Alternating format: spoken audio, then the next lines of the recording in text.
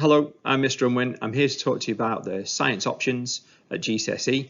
There's really only one option or one choice to make at GCSE Science, and that's between the two courses that we have running at PGS. So we have Combined Science or Trilogy. Now this is the standard route that most students will take. At the end of the course, 2 GCSEs are awarded. Those 2 GCSEs are a combined score or combined grades, if you like, from biology, chemistry and physics. The students will do 10 lessons per fortnight and they'll have 6 exams at the end of the course. So, for example, 2 1-hour 15-minute exams in biology, 2 1-hour and 15-minute exams in chemistry, and 2 1-hour and 15-minute exams in physics. They'll do rotations of approximately 25 lessons in each of those subjects over the 2-year course, and they'll have a balanced science course in those 3 sciences, and they'll be awarded 2 GCSE grades, which I'll discuss later on in a following slide. The choice really then is, do you decide to do triple science or separate sciences? Now here you're awarded 3 GCSEs.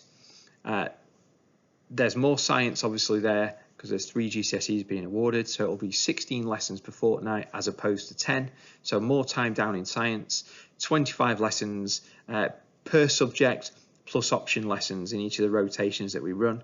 And obviously because there's more content, there's 3 GCSEs here, there's 6 exams, they're an hour and 45 minutes each.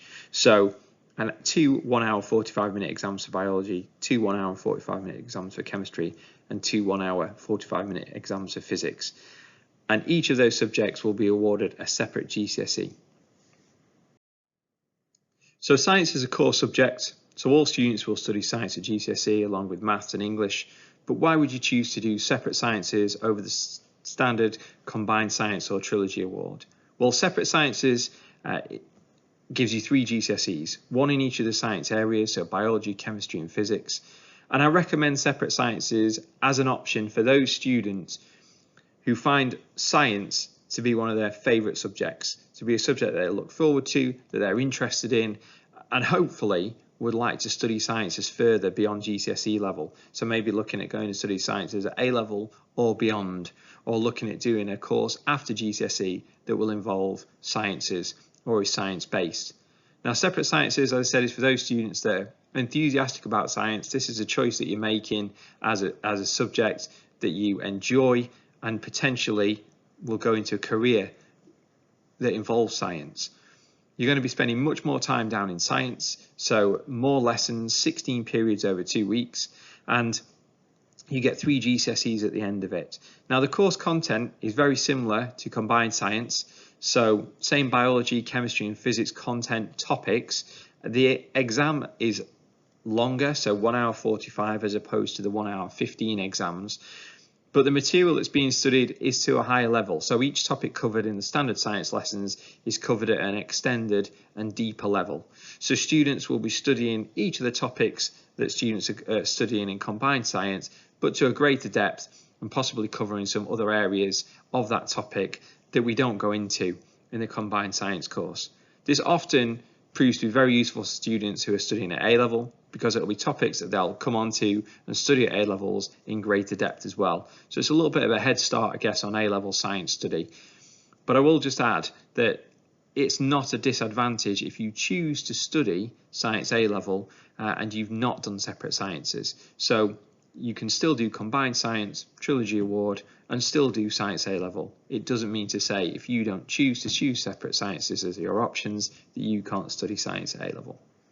There's developed mathematics, so increased mathematical content, particularly in physics if you do separate sciences, and there's an extra emphasis on cognitive skills such as deduction, evidence-based conclusions and evaluation.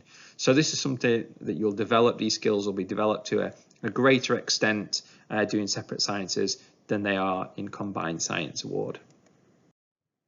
In terms of GCSE grades, here are the two separate science grading scales and the Trilogy 17-point grading scale, just for comparison, just for clarity around what grades will be awarded. So in Trilogy Science, so Combined Science, where it gets its name from, there's a combined grade. So you study 3 sciences, biology, chemistry and physics, but the marks that you get in each of those exams are combined to give you a grade from this 17-point scale here.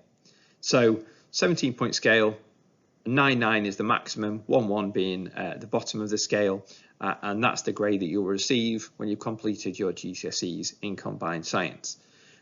As opposed to that, we've got separate science, where the grading scale is the 1 to 9 scale, and you get a separate grade for each science. So biology, chemistry and physics will get a separate grade. So for example, you could get an 8 in biology, a 7 in chemistry and a 9 in physics.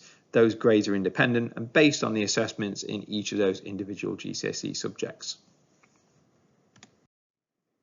So on this slide is just a final bit of information about the extra content that you find in separate science. So we have biology in the green, physics in the blue, chemistry in the red, and the green, blue, red text that's on those slides is the additional content that's covered in separate sciences. So if you're reading those things and you're interested, your inquiring mind is wanting to know more, then maybe separate science is the choice for you.